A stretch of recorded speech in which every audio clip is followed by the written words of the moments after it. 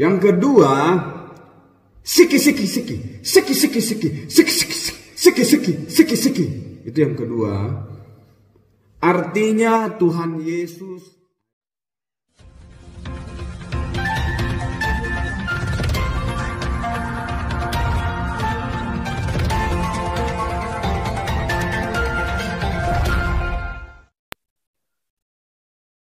Shalom saudara-saudara yang dikasihi Tuhan, jumpa kembali di channel YouTube saya.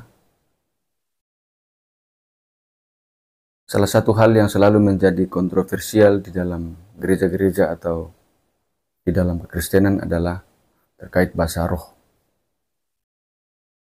Ada banyak pendapat, ada yang mengatakan bahwa bahasa roh itu adalah bahasa surgawi, dan ada juga yang berpendapat bahwa bahasa roh itu adalah bahasa di bumi atau bahasa manusia.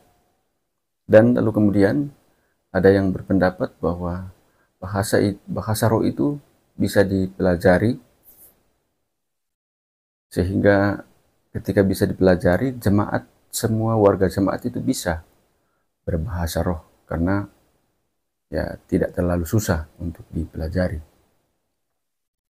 Tapi ada yang berpendapat bahwa bahasa roh itu tidak bisa dipelajari karena itu adalah karunia daripada Tuhan. Tidak perlu dipelajari, dengan sendirinya kita akan bisa, karena namanya karunia atau pemberian langsung dari Tuhan.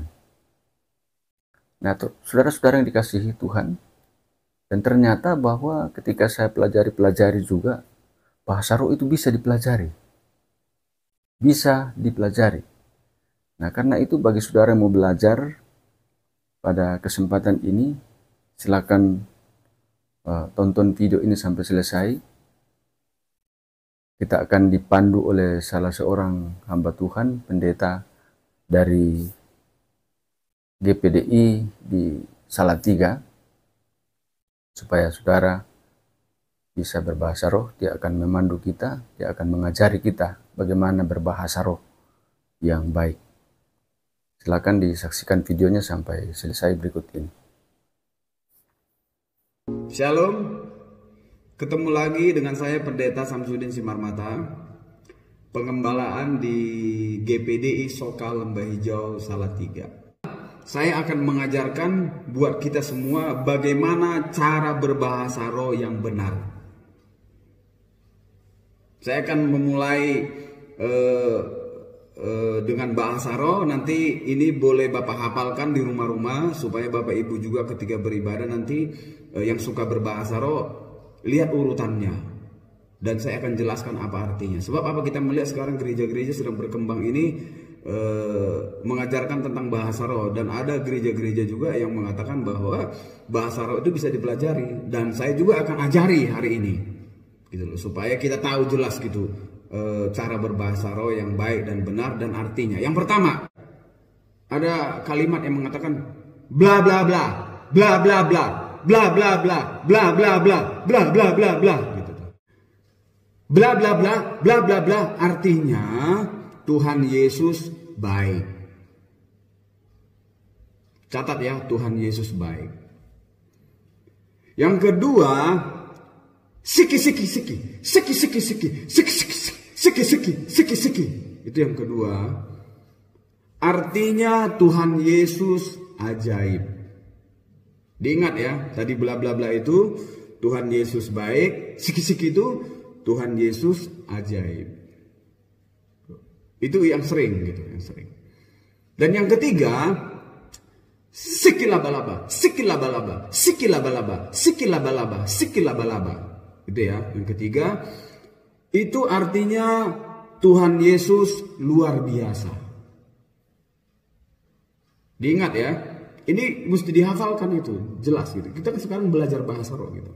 Jadi tadi bla bla bla itu artinya Tuhan Yesus baik, siki itu artinya Tuhan Yesus ajaib, dan sikilabalaba itu Tuhan Yesus luar biasa.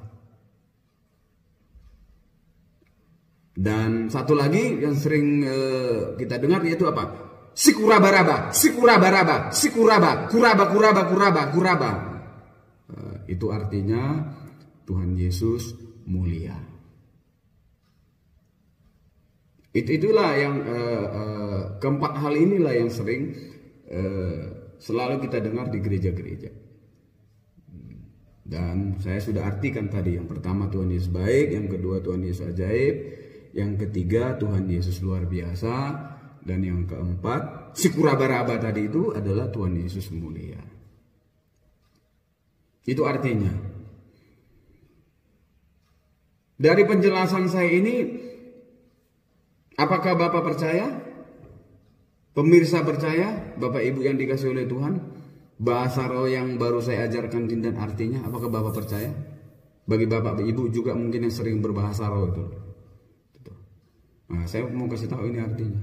Percaya enggak? Saya mau katakan, semua yang saya katakan tadi itu semua bohong.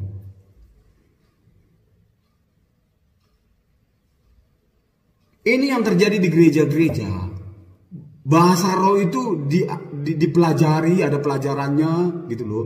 Lalu diucapkan tadi bla bla bla bla bla bla, sikilaba sikilaba sikilaba sikilaba laba laba sikilaba sikura kura sikura kura kura baraba.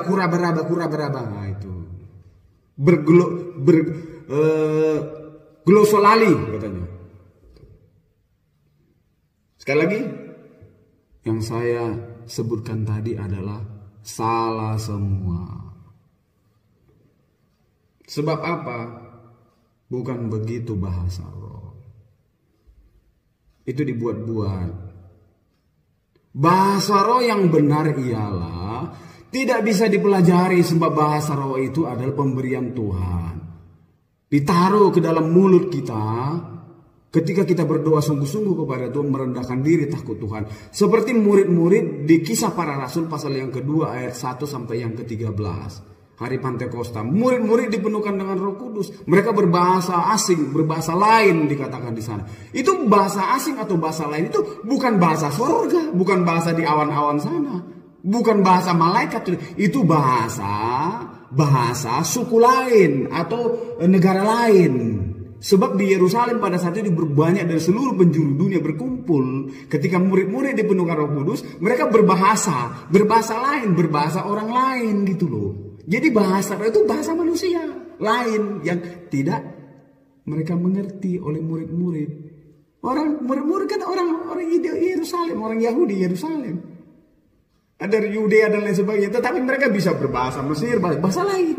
Kan orang mengatakan di sini dalam Kisah 2 ayat 1 sampai 13, bukankah ini bahasa di negeri kita gitu loh. Jadi bahasa roh tidak bisa dipelajari. Kalau ada gereja yang mempelajari dan sebentar-sebentar mereka berdoa, itu bohong. Saya mau katakan itu bohong. Jangan mau dibohong-bohongi. Ya, oke, Bapak Ibu, saudara-saudara yang dikasihi Tuhan. Itulah tadi pembelajaran tentang bahasa roh. Nah, oleh karena itu saya mau sampaikan kepada saudara-saudara, ya benar bahwa bahasa roh itu tidak bisa dipelajari. Karena itu adalah pemberian daripada Tuhan. Oleh karena itu kita harus berhati-hati di dalam gereja, jangan sampai sesungguhnya kita itu sementara beribadah, tetapi yang kita lakukan adalah dosa besar di hadapan Tuhan. Karena apa yang disampaikan oleh Bapak Pendeta tadi itu semua itu adalah salah, semua itu adalah suatu kebohongan yang sering terjadi dalam gereja-gereja tertentu. Karena itu saudara harus berhati-hati, jangan sampai mau disesatkan dengan pengajaran-pengajaran yang salah seperti ini. Kiranya bermanfaat. Tuhan Yesus memberkati.